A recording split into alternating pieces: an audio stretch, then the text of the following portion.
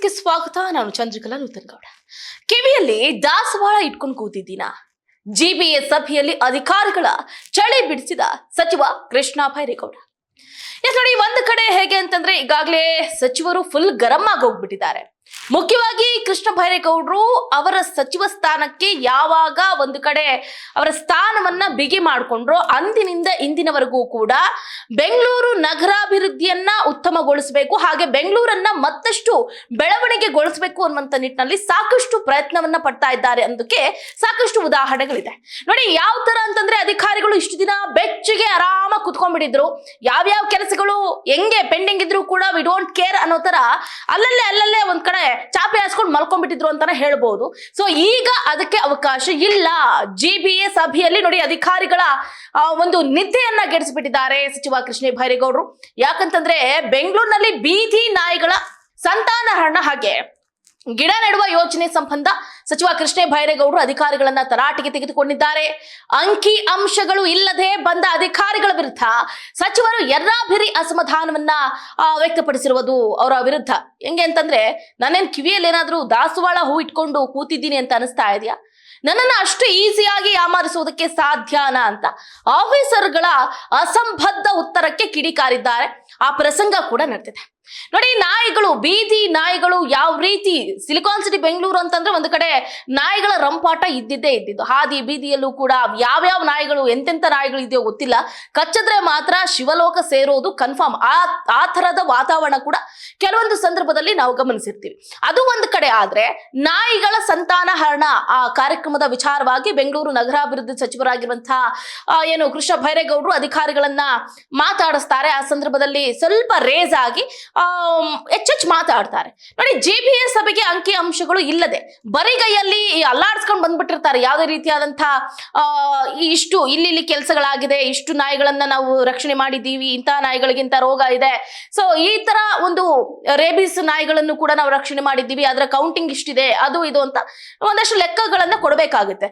ಆ ಲೆಕ್ಕವನ್ನ ಬರೆದಿಟ್ಟಂತಹ ಪುಸ್ತಕ ಕೂಡ ಕೈಯಲ್ಲಿ ತಗೊಂಡು ಬರೋದೆ ಇವರೇನ್ ಬ್ರಹ್ಮವಿದ್ಯೆ ಕಲ್ತು ಬಿಟ್ಟಿದಾರಾ? ಇಲ್ಲ ಅಲ್ವಾ?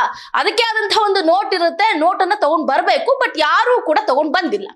ಆಗ ಏನಾಗುತ್ತೆ ಅಂತಂದ್ರೆ, ಸಚಿವರು ಪಶು ಸಂಗೋಪನೆ ಇಲಾಖೆಯಲ್ಲೂ ಕೂಡ 19 ಜನ ಅಧಿಕಾರಿಗಳು ಇದ್ದು ಸಚಿವರ ಸಭೆಗೆ ಕನಿಷ್ಠ ಡಾಟಾ ಕೂಡ ಇಲ್ಲದೆ ಬಂದಿದ್ದಾರಾ ಅನ್ನುವ ಅಸಮಾಧಾನ ವ್ಯಕ್ತಪಡಿಸಿದ್ದಾರೆ.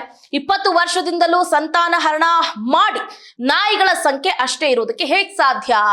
ನಾನೇನು ಕಿವಿಯಲ್ಲಿ ಏನಾದ್ರೂ ಹೂವಾಗಿವ ಇಟ್ಕೊಂಡಿದೀನಿ ಅಂತ ಕಾಣಿಸ್ತಾ ಇದ್ದೀನ ಅಂತ ಅಧಿಕಾರಿಗಳಿಗೆ ಅಸಂಬದ್ಧ ಉತ್ತರವನ್ನ ಕೊಟ್ಟಂತವರ ವಿರುದ್ಧ ಕಿಡಿಕಾರಿದ್ದಾರೆ. ಇನ್ನು ನೋಡಿ, ಈ ಇರುವಂತಹ ನಾಯಿಗಳಿಗಿಂತ ಹೆಚ್ಚಾಗಿ ಸಂತಾನಹರಣ ಚಿಕಿತ್ಸೆ ಇಂಪಾರ್ಟೆಂಟ್ ಅಂತೆ. ಸಭೆ ಬಳಿಕ ಸುದ್ದಿಗೋಷ್ಠಿ ನಡೆಸಿ ಚರ್ಚೆ ಸಂಬಂಧ ಮಾಹಿತಿಯನ್ನ ನೀಡಿದಂತಹ ಸಚಿವರು ಬೀದಿ ನಾಯಿಗಳ ಸಮಸ್ಯೆಗೆ ಕಾನೂನಾತ್ಮಕ ಪರಿಹಾರ ಮತ್ತು ನಗರದಲ್ಲಿ ಗಿಡ ನೆಡುವ ಕಾರ್ಯದ ವಿಚಾರವಾಗಿ ಸುದೀರ್ಘ ಚರ್ಚೆ ಆಗಿದೆ.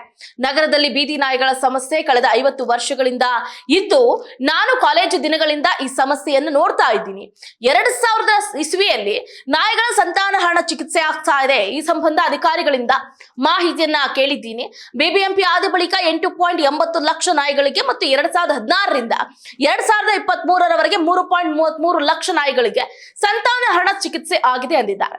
ಇನ್ನು 2019ರ ಸರ್ವೆ ಪ್ರಕಾರ 3.10 ಲಕ್ಷ, 2023ರ ಸರ್ವೆ ಪ್ರಕಾರ 2.79 ಲಕ್ಷ ಬೀದಿ ನಾಯಿಗಳು ಇದೆ.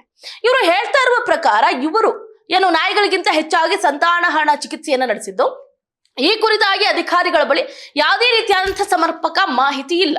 ನೋಡಿ, ಅವರು ಕೂಲಂಕುಷವಾಗಿ ಇಷ್ಟೇ ಅಂತ ಹೇಳ್ತಿದ್ದಾರೆ, ಬಟ್ ಅಲ್ಲಿ ಅಬ್ಬಬ್ಬ ಅಂತಿದ್ದಾರೆ. ಅವ್ರಿಗೇನು ಉತ್ತರ ಇಲ್ಲ. ಫಸ್ಟ್ ಆಫ್ ಆಲ್ ಅವ್ರು ಏನಾದ್ರೂ ಒಂದು ನೋಟ್ ಮಾಡ್ಕೊಂಡಿದ್ರೆ, ಹೌದು ಸರ್ ನೀವು ಹೇಳ್ತಿದ್ದೀರಾ, ಇಷ್ಟಲ್ಲ ಇಷ್ಟು ಅಂತ ಹೇಳ್ಬೋದಿತ್ತು. ಬಟ್ ಅಲ್ಲಿ ಕರೆಕ್ಟ್ ಆಗಿ ಅವರು ಕೂಲಂಕುಷವಾಗಿ ಅಂಕಿ ಅಂಶಗಳನ್ನ ಹೇಳ್ತಾ ಇದ್ರೆ ಅಲ್ಲಿದ್ದಂತಹ ಅಧಿಕಾರಿಗಳು ಕಣ್ಣು ಬಾಯಿ ಬಿಟ್ಕೊಂಡು ನೋಡುವಂತಹ ಪರಿಸ್ಥಿತಿ ಬಂತು.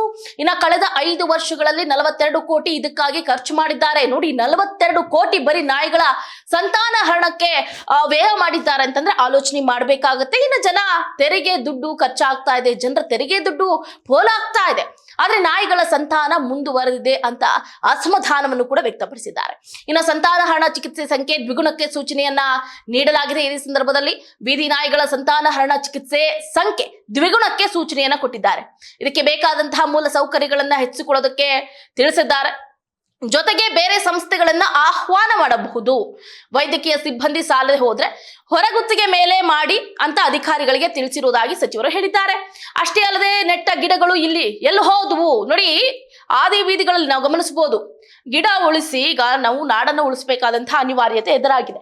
ಯಾಕಂತಂದ್ರೆ ಈಗ ಕಾಡುಗಳ ಸಂರಕ್ಷಣೆ ಇಲ್ಲ, ಎಲ್ಲಂದ್ರಲ್ಲಿ ಈಗ ಫ್ಯಾಕ್ಟ್ರಿಗಳಾಗ್ತಾ ಇದೆ, ದೊಡ್ಡ ದೊಡ್ಡ ಬಿಲ್ಡಿಂಗ್ ಗಳಾಗ್ತಾ ಇದೆ, ಕೆರೆ ಕುಂಟೆಗಳೆಲ್ಲ ಈಗ ಮಾಯ ಆಗ್ತಾ ಇದೆ. ಈ ಸಂದರ್ಭದಲ್ಲಿ ನಾವು ಈಗ ಗಿಡಗಳನ್ನ ನೆಡಲೇಬೇಕಾದಂತಹ ಅನಿವಾರ್ಯತೆ ಎದುರಾಗಿದೆ. ಹಾಗಾಗಿ 2008ರಿಂದ 20 ಲಕ್ಷ ಗಿಡವನ್ನ ನೆಟ್ಟಿದ್ದೀವಿ. ಆದ್ರೆ ಯಾವುದೇ ರೀತಿಯಾದಂತಹ ಗಿಡಗಳು ನಮ್ಮ ಕಣ್ಣು ಕಾಣಿಸ್ತಾ ಇಲ್ಲ. ಮರಣ ಗಣತಿ ಪ್ರಕಾರ ಎಷ್ಟಾಗಿದೆ ಅಂತ ಕೇಳಿದ್ರೆ 9 ಲಕ್ಷ ಮರಗಳು ಇವೆ ಅಂತ ಇವರೇ ಹೇಳ್ತಿದ್ದಾರೆ. ಹಾಗಾದ್ರೆ ನೆಟ್ಟ ಗಿಡಗಳು ಎಲ್ಲಿ ಹೋದು? 20 ಲಕ್ಷ ಎಲ್ಲಿ, 9 ಲಕ್ಷ ಎಲ್ಲಿ ಅಂತ ಕೃಷ್ಣ ಬೈರೇಗೌಡರು ಪ್ರಶ್ನೆಯನ್ನ ಮಾಡಿದ್ರು. ಇನ್ನು ಒಂದು ಗಿಡ ಬೆಳೆಸೋದಕ್ಕೆ 2300 ರೂಪಾಯಿ ಖರ್ಚಾಗುತ್ತೆ. ಅರಣ್ಯ ಕಾರ್ಯಕ್ರಮದಲ್ಲಿ ನೆಟ್ರೆ 3300 ರೂಪಾಯಿ ವೆಚ್ಚ ಆಗುತ್ತೆ. ಗುಂಡಿ ತೋಡಕ್ಕೆ 300 ರೂಪಾಯಿ, 1064 ರೂಪಾಯಿ ನೀರು ಹಾಕೋದಕ್ಕೆ, ಟೀ ಗಾರ್ಡ್ ಹಾಕೋಕೆ 452 ರೂಪಾಯಿ ಸೇರಿದಂತೆ 3 ವರ್ಷದ ನಿರ್ವಹಣೆಗೆ ಹಣ ವ್ಯಯ ಆಗ್ತಾ ಇದೆ. 2.5 ಅಡಿ ಆಳ, 2.5 ಅಡಿ ಉದ್ದ ತೆಗೆದು ಗಿಡವನ್ನ ನೆಡಬೇಕು ಅಂತಿದೆ. ಆದ್ರೆ ನನ್ನ ಕ್ಷೇತ್ರದಲ್ಲಿ ಈ ರೀತಿ ನೆಟ್ಟಿರೋದನ್ನ ನಾನು ನೋಡೇ ಇಲ್ಲ ಅಂತ ಸಚಿವರು ಹೇಳಿದ್ದಾರೆ. ಹಾಗಾದ್ರೆ ಇಷ್ಟು ದಿನಗಳ ಕಾಲ ಬೆಂಗಳೂರು ನಗರಾಭಿವೃದ್ಧಿ ಖಾತೆಯನ್ನ ಬಹಳ ಗಂಭೀರವಾಗಿ ಅಲಂಕರಿಸಿದಂತಹ ಮಾನ್ಯ ಮುಖ್ಯಮಂತ್ರಿಗಳಾಗಿರುವಂತಹ ಡಿ ಕೆ ಶಿವಕುಮಾರ್ ಅವರು ಇದನ್ನ ಗಮನಿಸಿರ್ಲಿಲ್ವಾ? ಇಷ್ಟು ಸೀರಿಯಸ್ ನೋಟ್ ಅನ್ನ ಯಾಕೆ ಡಿ ಕೆ ಶಿವಕುಮಾರ್ ಅವರು ಒಂದು ಕಡೆಗಣಿಸಿದ್ರು ಅನ್ನೋದು ಎಲ್ಲರಲ್ಲೂ ಸದ್ಯಕ್ಕೆ ಮೂಡ್ತಾ ಇರುವಂತಹ ಪ್ರಶ್ನೆ. ಸದ್ಯಕ್ಕೆ ಈಗ ಬೆಂಗಳೂರು ನಗರಾಭಿವೃದ್ಧಿ ಖಾತೆಯನ್ನ ಅಂದ್ರೆ BDA ಆಗಿರ್ಬೋದು, BMRDL ಆಗಿರ್ಬೋದು, ಇದನ್ನ ಹೊರತುಪಡಿಸಿ ಇನ್ನ ಬೆಂಗಳೂರನ್ನ ಬಹಳ ಅಭಿವೃದ್ಧಿ ಪಡಿಸಬೇಕು ಅನ್ನುವಂತ ನಿಟ್ಟಿನಲ್ಲಿ ಕೃಷ್ಣ ಬೈರೇಗೌಡರು ಸಾಕಷ್ಟು ಪ್ರಯತ್ನವನ್ನ ಪಡ್ತಾ ಇದ್ದಾರೆ. ಹಾಗಾಗಿ ದಿನ ಬೆಳಗಾದ್ರೆ ಅಧಿಕಾರಿಗಳಿಗೆ ಚಳಿ ಬಿಡಿಸುವಂತಹ ಕೆಲಸವನ್ನ ಮಾಡ್ತಾ ಇದ್ದಾರೆ. ಕಾರಣ ಇಷ್ಟೇ, ಸಂಬಳ ತಗೊಳ್ತಾರೆ ಲಕ್ಷಾಂತರ ರೂಪಾಯಿ ಗಟ್ಲೆ. ಸೊ ಬೆಂಗಳೂರು ನಗರವನ್ನ ಅಭಿವೃದ್ಧಿ ಮಾಡಬೇಕು ಅನ್ನುವಂತಹ ಕಾನ್ಸೆಪ್ಟ್ ಅನ್ನ ಇಟ್ಕೊಂಡು ಎಲ್ಲರೂ ಕೂಡ ಒಗ್ಗಟ್ಟಿನಲ್ಲಿ ಬಲ ಇದೆ ಅನ್ನೋದನ್ನ ಸೂಚಿಸಬೇಕು, ಎಲ್ಲರೂ ಕೂಡ ಬೆಂಗಳೂರಿಗಾಗಿ ದುಡಿಬೇಕು ಅನ್ನೋದೇ ಈಗ ಕೃಷ್ಣ ಬೈರೇಗೌಡರ ಒಂದು ಅಜೆಂಡಾ ಆಗಿರುವಂತದ್ದು. ಸೊ ನಿಮ್ಗೇನ್ ಅನ್ಸುತ್ತೆ ಕೃಷ್ಣ ಬೈರೇಗೌಡರ ಈ ಕಾರ್ಯ ವೈಖರಿ ಅನ್ನೋದನ್ನ ನೀವು ಕೂಡ ಕಾಮೆಂಟ್ ಮಾಡಬಹುದು. ಇದಾಗಿತ್ತು ಇವರೆಗಿನ ಅಪ್ಡೇಟ್. ನೋಡ್ತಾ ಇರಿ ಸ್ಪೀಡ್ ನ್ಯೂಸ್, ಸುದ್ದಿ ನಿಮ್ಮದು, ವೇಗ ನಮ್ಮದು.